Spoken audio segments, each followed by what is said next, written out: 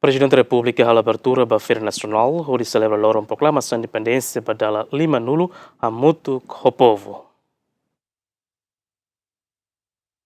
E a segunda, Presidente da República, José Ramos Horta, oficialmente a abertura da Feira Nacional e a Tacitolo, onde celebra a proclamação de independência para Lima Nulo a muito ao povo todo. E a feira participa os representantes de cada município Sirahuto, onde há todo desenho criativo, culinária tradicional, onde continua a promover cultura railaran. E a abertura comissão organizadora, ministro da Administração Estatal, Tomás Cabral Hateteng, Feira Nacional se hala mos e a município Sirahuto a atividade behanesan. Abertura ida o hingkalan, ita hau dia 24 e ita encerra dia 29.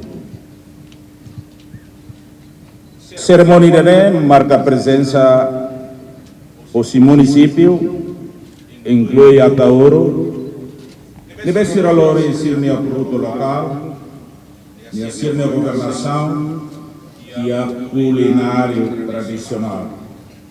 Até informamos para a comunidade Sira, da excelência Presidente da República. Espaço do Primeiro-Ministro destaca membro do governo Sira e a capital município. Município Balun, Hahula, Otiona, município Sircelo, Abambaoi, Sircelo, Quemos, exposição Hanesane, cerimônia Hanesane e a município Sira, Atauro, o Raio.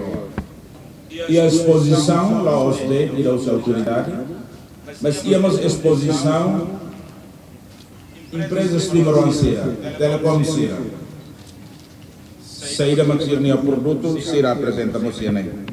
Feira Nacional a lorong ronor resinhat não se termina e a lorong ronor resinsia fulang Orçamento nebe governo aloca hodi halau Feira Nacional ha mutu kriung hitunolu. Juliana Maria, GMN.